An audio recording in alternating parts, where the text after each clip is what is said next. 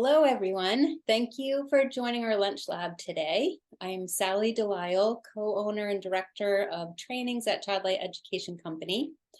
Our mission is providing wellness education to create happy, healthy, and resilient youth and families. Today, we are talking with Claudine Schuster of Chantil Yoga Sanctuary in Sellersville, PA. Welcome, Claudine. Thank you, Sally. It's a pleasure to be here. I have had the privilege of practicing and working with Claudine at our studio. It is one of the most welcoming, airy, and light-filled positive spaces that I have ever been able to roll out my mat and practice in. I just absolutely love it there. So, Claudine, let's start at the beginning. How did you find yoga? And then what inspired you to open a yoga studio? Well, let's see how I found yoga.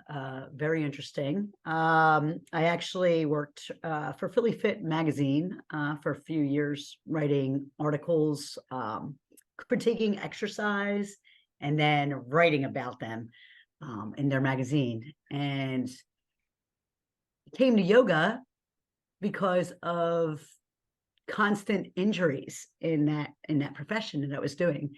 I tore a rotator cuff, had all kinds of issues with my back. Just the body started breaking down with the physical demands of the job that I was doing.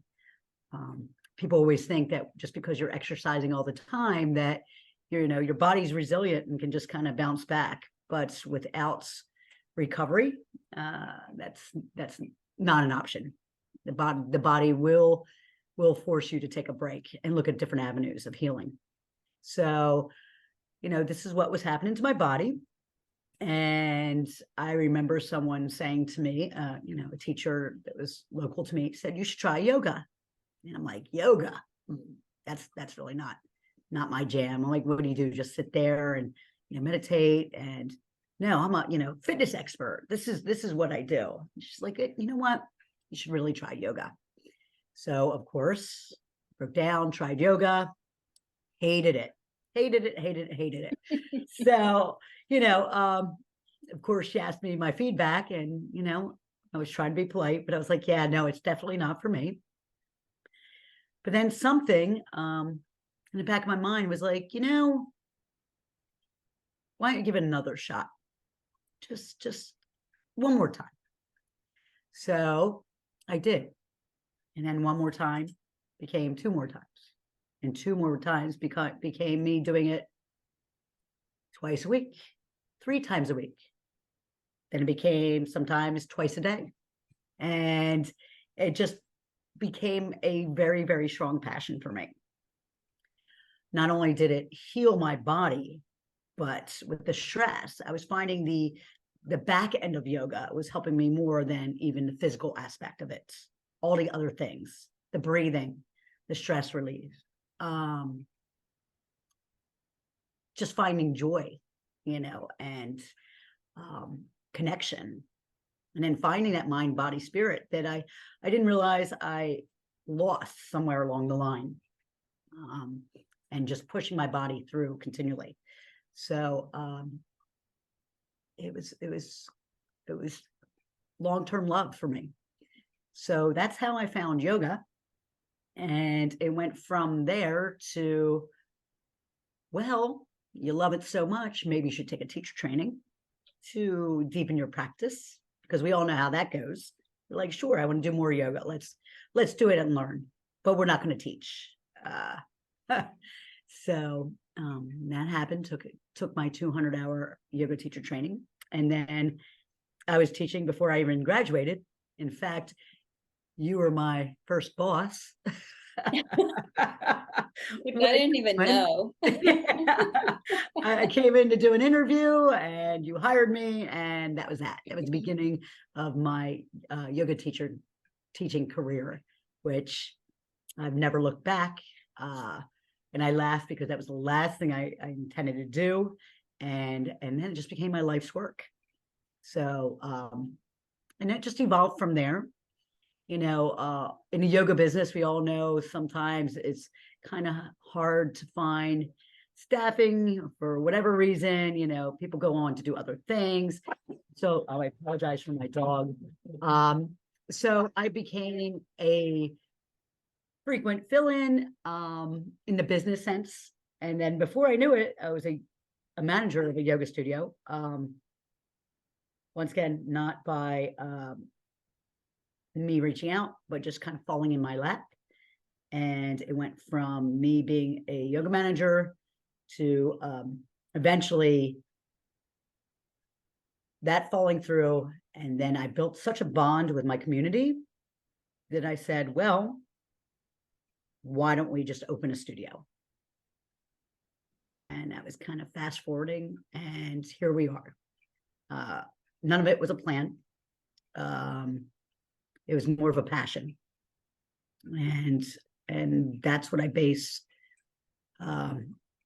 all of my success, and I hate to use the word success in the fashion of, in a traditional sense, but success in the business and the studio end is because I truly love it. And will do anything in my power to support it.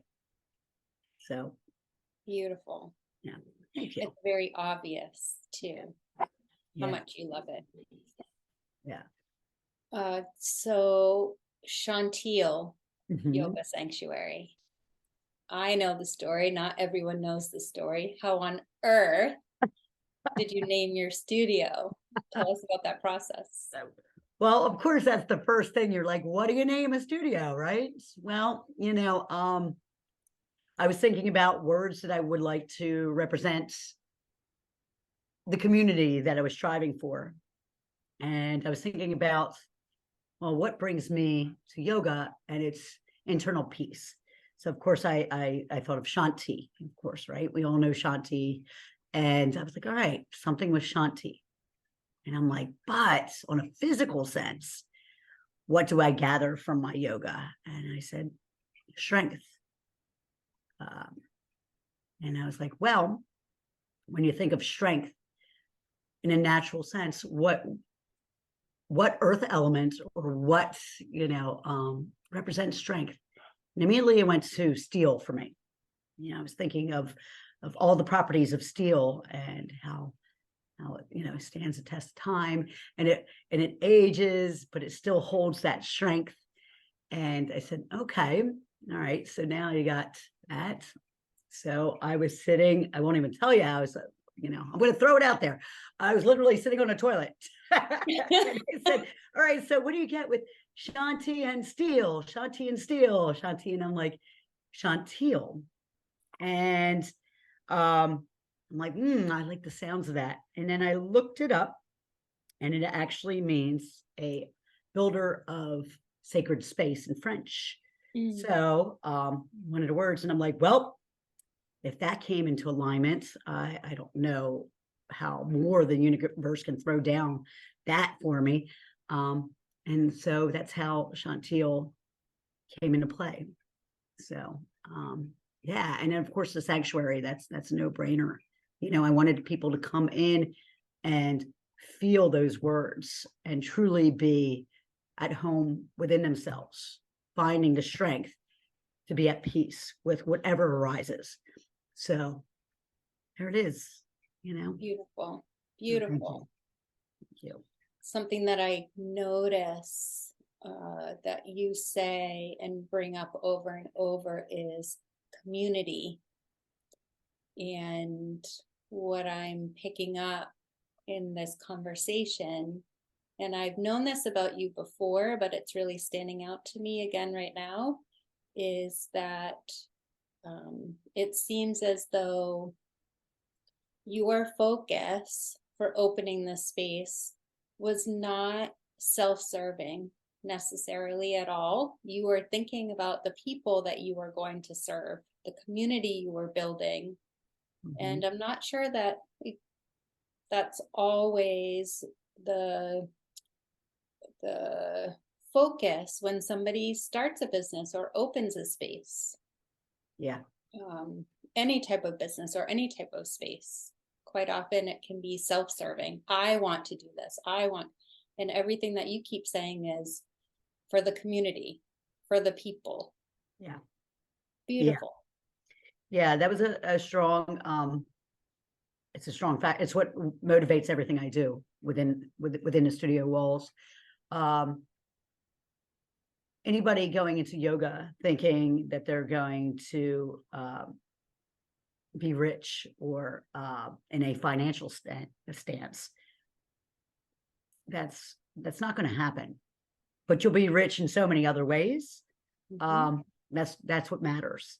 So I always laugh when somebody says, "Oh, you're the owner of Chantil." It actually kind of, it bothers me to a little degree, because I don't want to be a representation of an owner,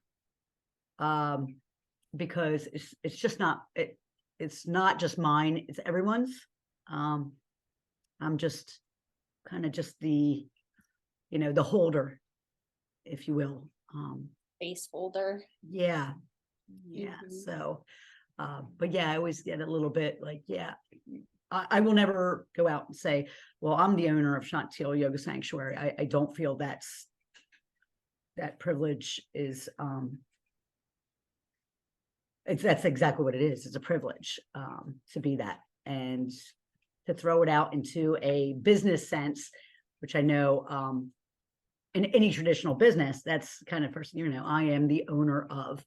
And yeah, just like yoga, nobody owns yoga. So, Mhm. Yeah. it's I feel the same way about Chantil. I'm just a holder of the space. So Yeah. Yeah. Nice. So, if someone were considering opening a yoga studio, what are some questions they should ask themselves, or what type of experience should they have? What should they really consider? well, okay, so that's interesting. I did I do have experience running a business. I had a restaurant for 23 years. So in truth, I do have a business mind. I didn't go in going, waking up one day going, hey, I'm just going to open another business. I know a lot of people in the yoga community, sometimes they get wrapped up and they're like, I'm just going to open up my own space. And I've had conversations with some of these people and I say, well, what exactly is your experience in a business sense? Mhm. Um, you could be a yoga teacher for 30 years. That doesn't mean you can be a yoga studio owner. There is a difference. And I think sometimes in our line of work that we forget that everything is not always in a yogic format when it comes to business. You still have to remember that's you're operating, and you don't want to lose your home. You don't want to lose everything you possess, and that you have to have some knowledge going into a studio setting, like anything else. You could be the best teacher in the world, and you could fail at owning a studio, and that's just the truth of it. Yes. Um, and it's a hard thing that sometimes people go in recognizing. Um, that yeah, you have to bring the business into it. As much as you don't want to do that with yoga, it's a fact. It's got to go hand in hand. You have to make smart business decisions. You have to be strong in those decisions, and just keep moving with the ebb and flow. So um, it's a different perspective, and it's hard to switch sometimes from back and forth. Like, well, in a yogic principle, this is what we do. But in a business principle, this is what we do. And finding that, balance, and keeping that, not falling one way or the other, keeping right smack in the middle. So, having business experience is very important. Absolutely. Absolutely. There's nothing worse than going into any business without the thought process of like, what can go wrong? you need to know what can go wrong. It's and not the hard way, not by it representing itself and going, oh, okay, this is happening. What do we do now? Mhm. Um, you need to have a little bit of a background of just like, okay, this is what can arise. How will we deal with that situation if it does? So having that in the back of your mind, a little bit like a backup plan, you know. Yes. Well, that's the perfect segue into one of my next questions, actually, which is what are some of the challenges or the cons of owning a yoga studio? Well, there's many. There's many. People always think about the pros, but they don't think of the cons. Yeah, Um, let's talk about yeah, that. yeah, the cons are there. When you think of the cons, you're dealing with teachers and students, right? That's we always want to put a label as they're pros, but in a business sense, you have to look at the challenging part of that aspect. So let's start with the students. You have to pick a price point and honor yourself because do know you'd like to think everybody in the world has a thought process of being a yogi, but that's not true. So there's going to be a lot of people out there that's going to try to take advantage of your space. People always say, well, why pay for something when you can get it for nothing? So they will certainly try you on that avenue. So, and you're getting a lot of different personalities, you know. So I always say to teachers and anybody in the yoga world, what is your time worth to you? Do not devalue yourself because you think more is more, because that's not always the case. You know, don't lower your price to or you know, give it away when you can. Once again, remember that what you're providing is a service, and remember the privilege of that service, number one. um, but keeping firm, like no one yoga does not have to be in your life in a studio, right? We can live yoga off the mat, and we never have to step into a studio. But to be able to step into a studio, that's a privilege. So always remembering that is, you know, students will try to barter and do whatever it is they do.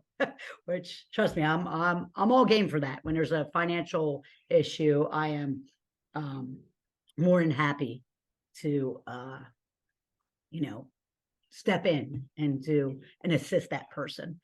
Um, so that's one thing I think you have to be firm and remember going in, price points, your, you know, your core beliefs, basically in a business sense. And then of course you have teachers, which we have to remember, yoga teachers, um, there's very few that make a solid living out of being a yoga teacher. So they're going to be at other studios. They're going to be doing their subcontractors. So they're going to be doing their own thing. And sometimes that's hard to remember as well. So setting boundaries for your teachers as well as yourself, you know, so that all is understood. Like you're not going in going, well, I didn't know, or, you know, you make it clear. You make it clear to your teachers. You make it clear, and they make it clear to you as well in that business relationship. You know, like this is what I'm doing. So that they're really big cons, because what you can find is that you might have a teacher that works for you and you love this teacher, and then she's working a mile away from you in another studio, and then she's promoting that studio on her Facebook. So there's a lot of things you have to get in line, and keep that firm. And once again, remembering that 9 times out of 10, this is not their main income. So you could be basically a hobby or a side note, and and you might not get the most dependable people. I mean, it's just, just the nature of the beast. And then once again, you're dealing with a lot of different personalities. And that's hard too. Some come in with, once again, going to that core principle thing. They might have different principles than you have.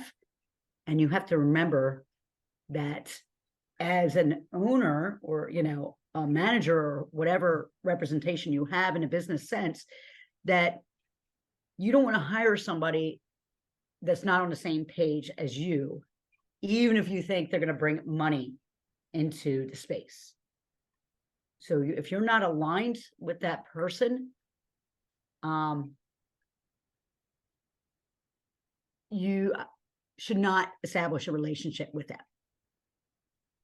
Just That's like good advice right there. yeah, just no different than if you were friendships, stand firm to what your core principles are. So Great. that's two big cons, right? And don't forget, like you got like, mind, body. Sorry, I rescue dogs, and right now 9 dogs in my house. But financial things like what can arise. A student can have injuries. Insurance. Electric. Your student forgetting to turn the heat off, or dragging up to 100 and then leaving for the night. All these things you don't think of. Or forgetting to blow out candles. There's these simple like maintenance things that people, they're like, oh, I didn't even think about that. But it's something, like I said, establishing rules, keeping them firm, and just recognizing anything that can go awry. Anything. You got to be prepared. Communication is a big theme Communication. that I hear you talking Yes. about right now. Clear communication. Yes. Yes. With all involved, it's the way to go. Clear communication and housekeeping. Yes. Housekeeping list. I may have been one of those people that cranked up the heat to 100 and forgot to turn it back down. I'm so sorry. Well, That it was was always much me on a better Monday then. morning. Much better then than now, when the price is a little bit different. Back in the day. Yeah. Now the price of oil, you're like, oh my God, please don't do that. For those of you that don't know, I taught there for a couple of years. I don't live there anymore, so I'm not teaching there anymore. Oh my goodness, yeah. But I always cranked up that heat. Oh yeah. And who doesn't love coming into a studio that's like 95, right? With all the light streaming in those great big windows and the plants everywhere. It was like being in a jungle. It was Yeah, and awesome. then you think about it, you're like, wow, it's a pretty big space. You're like, wow, I didn't even think that it might take a lot of oil to feed up a 3,000 square foot room. Yeah. Yes. Oh, it's the Which people best don't even think space. about. I'm like, yeah, not quite like your home, but Sorry. so yeah. So there's some of the cons, but like I said, the cons, they're there, and there's many, but there's not too much. You know what I mean? Yes, and now how about those pros? Tell us about Yeah, the let's pros. talk about the That list, you could pros. probably Pros unroll are a like scroll right now and it the would roll out pros. on the floor. It can hit the floor. It's great. The love you find for your students, their development. It becomes a family. It really does.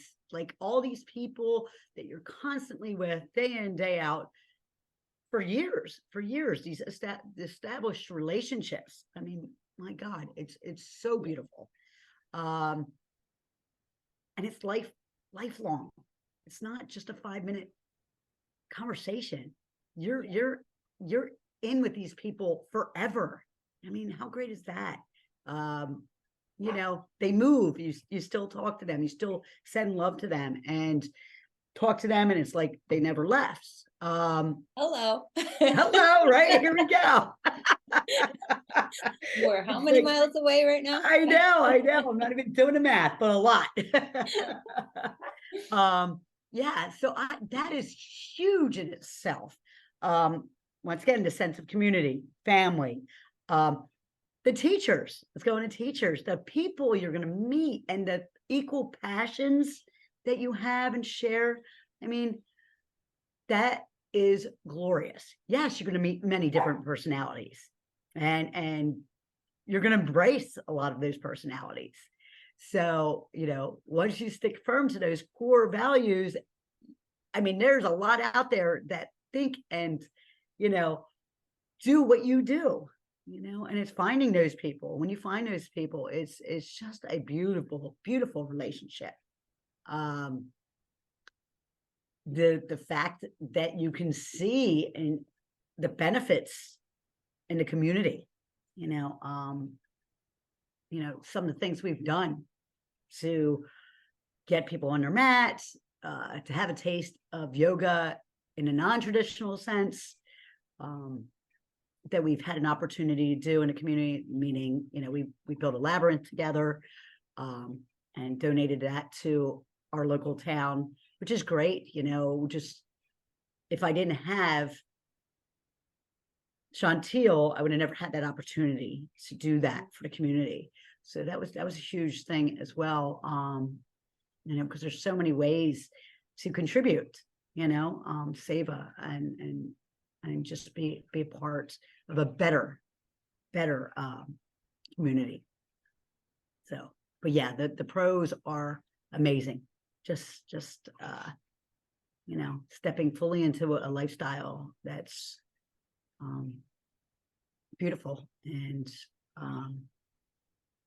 honest, and Yeah. trusting. It's a great thing. So I think what I've heard and what I'm taking away from this conversation, an overview would be gain experience first, Mm-hmm. Manage a studio, have business experience before you consider opening a studio, and be prepared for multiple personalities and challenges that may arise, and work on a clear communication plan, Mm-hmm. especially as the leader, Yeah. and then brace yourself for a lot of love. Yeah. Yeah. That's it in a nutshell. Nice. Yeah. So how can people find you and find Chantil and come enjoy your space and what you have to offer? Yeah. So we're over in Sellersville, PA. We're on Instagram, Facebook. Of course, you can hop on over to our website and sign up and get emails. We do a lot of things. We do teacher training. We have tons of workshops, sound healing, book club, you name it. We try to cover it all. And it's just, come do one thing and maybe you try another. And it's cool. We offer a Dharma recovery group in our area, which is huge now. We've had that for about 4 years, I think it's going on.